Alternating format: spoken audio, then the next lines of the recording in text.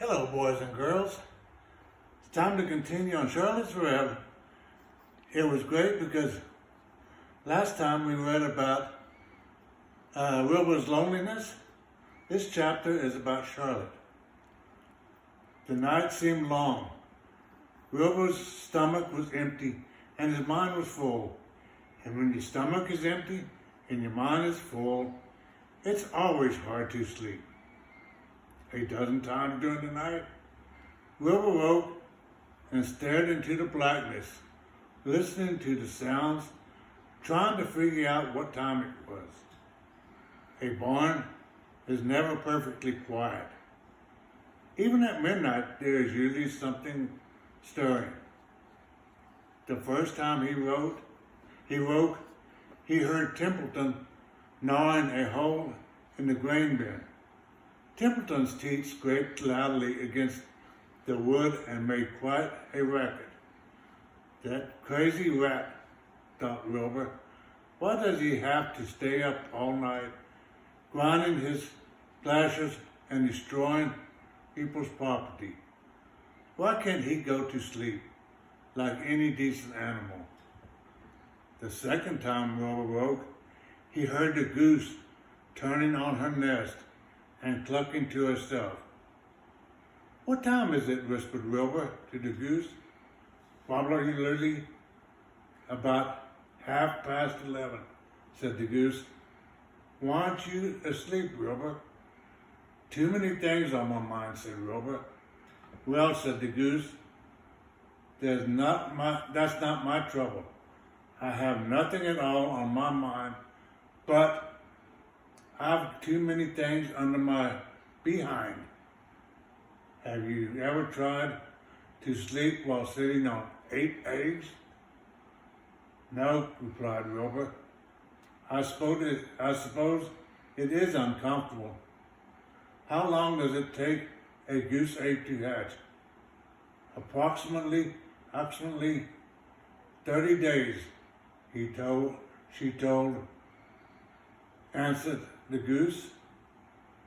Answered the goose, "But I cheat a little. On warm afternoons, I just put a little straw over the eggs and go out for a walk." Wilbur yawned and went back to sleep. In his dream, he heard again the voice saying, "I'll be your friend. Go to sleep. You'll see me in the morning." About a half hour before dawn, Wilbur woke and listened. The barn was still dark. The sheep lay motionless. Even the goose was quiet.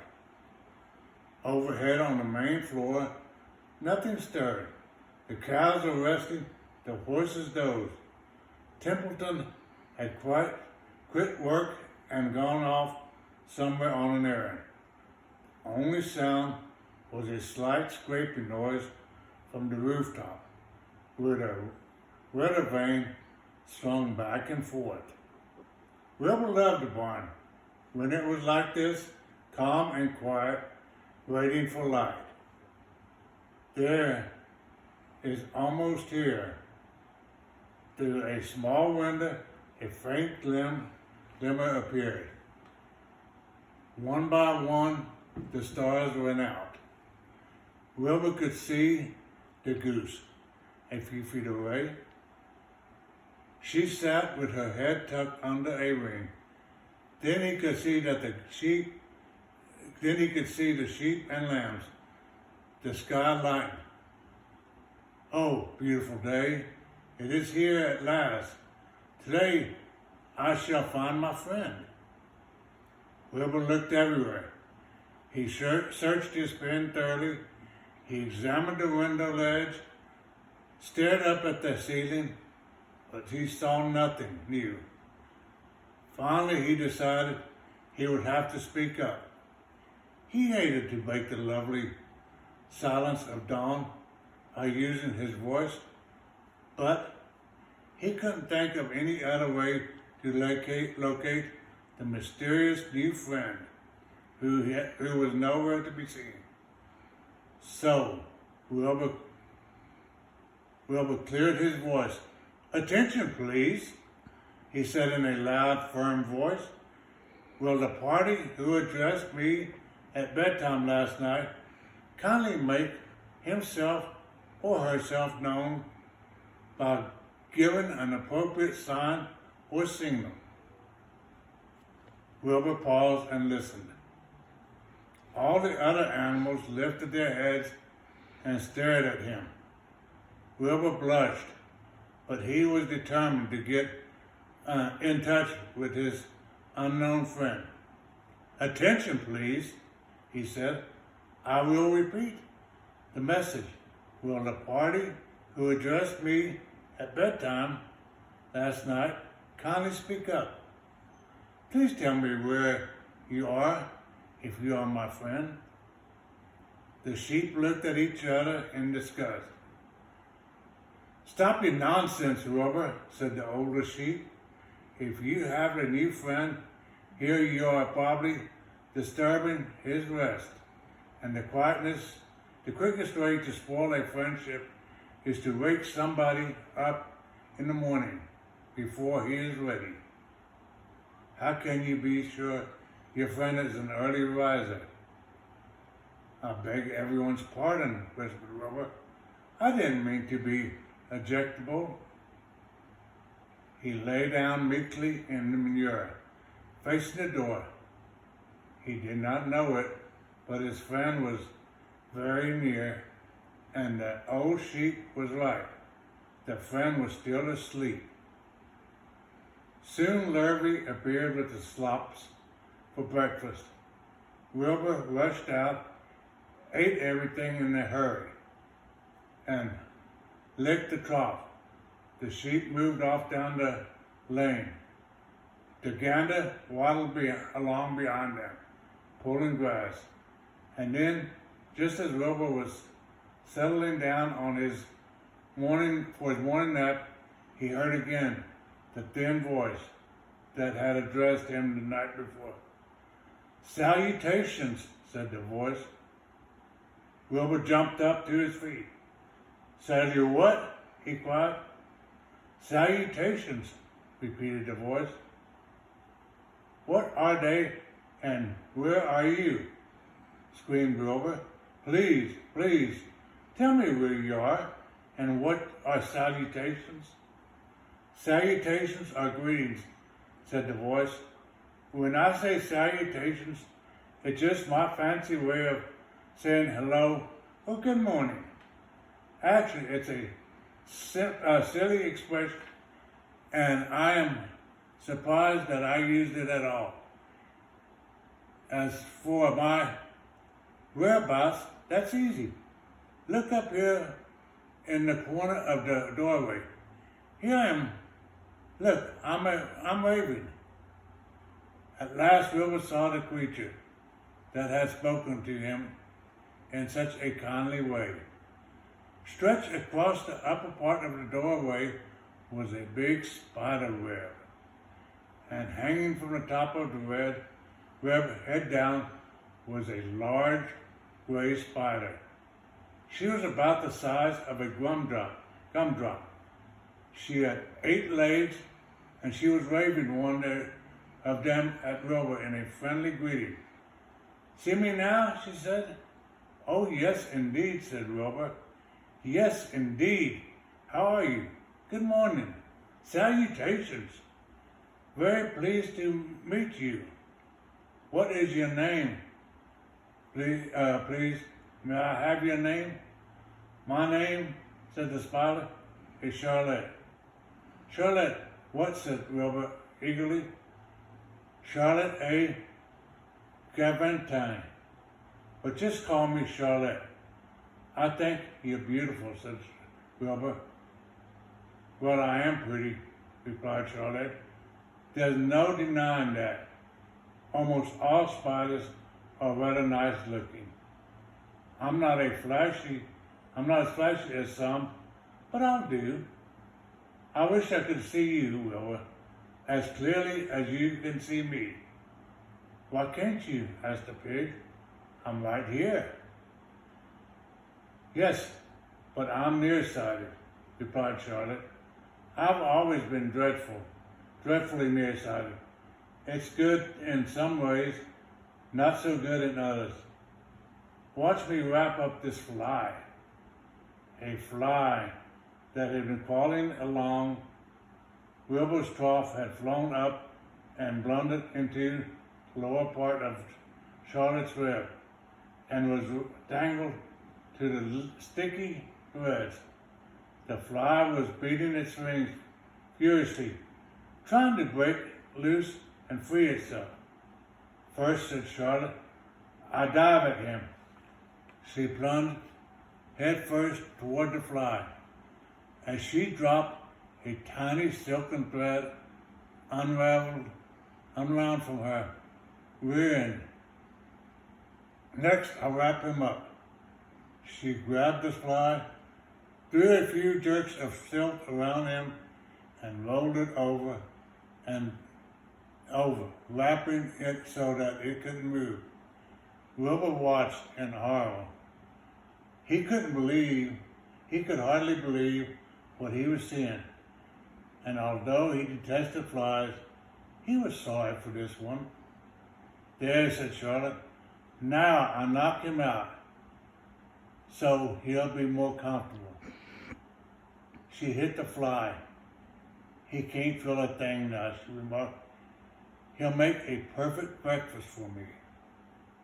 You mean you eat flies? Gasped Wilbur. Certainly. Flies, bugs, grasshoppers, choice beetles, moths, butterflies, tasty cockroaches, gnats, midgets, daddy longlegs, centipedes, mosquitoes, crickets, anything that is careless enough to get caught in my web. I have to live, don't I? Why, yes, of course, said Wilbur. Do they taste good? Delicious, of course. I don't really eat them. I drink them. Drink their blood. I love blood, said Charlotte. And her pleasant, thin voice grew even thinner and more pleasant. Don't say that, groaned Wilbur. Please don't say things like that. Why not? It's true. And I have to say what is true. I'm not entirely happy about my diet of flies and bugs, but it's the way I'm made. A spider has to pick a living somehow, and I happen to be a trapper. I just naturally build a web and trap flies and other insects. My mother was a trapper before me. Her mother was a trapper before her. All our family have been trappers. Way back for thousands and thousands of years, we spiders have been laying out for flies and bugs. It's a miserable inheritance, said Wilbur gloomily. He was sad because his new friend was so bloodthirsty. Yes, it is, agreed Charlotte, but I can't help it. I don't know how the first spider in the early days of the world happened to think of this fancy idea of spinning a web. But she did, and it was clever of her too. And since then, all of us spiders have had to work the same trick. It's not a bad pitch on the whole. It's cruel, replied Wilbur, who did not intend to be argued out of his position. Well, you can't talk, said Charlotte. You have your meals brought to you in a pail. Nobody feeds me. I have to get my own living. I live by my wits. I have to be sharp and clever. At least I go hungry. I have to think things out, catch what I can, take what comes, and it just so happens, my friend, that what comes is flies and insects and bugs. And furthermore, said Charlotte, shaking her legs, do you realize that if I didn't catch bugs and eat them, bugs would increase and multiply and get so numerous that they'd destroy the earth? wipe out everything. Really, said Wilbur, I wouldn't want that to happen. Perhaps your web is a good thing after all. The goose had been listening to this conversation and clucking to herself. There are a lot of things Wilbur doesn't know about life, she thought. He's really a very innocent little pig. He doesn't even know what's going to happen to him around Christmas time. He has no idea that Mr. Zuckerman and Lurvy are plotting to kill him. And the goose raised herself a bit and poked her eggs a little further under her as that they really would receive the full heat from her warm body and her soft feathers. Charlotte stowed quietly over the fly, preparing to eat it. Wilbur lay down and closed his eyes.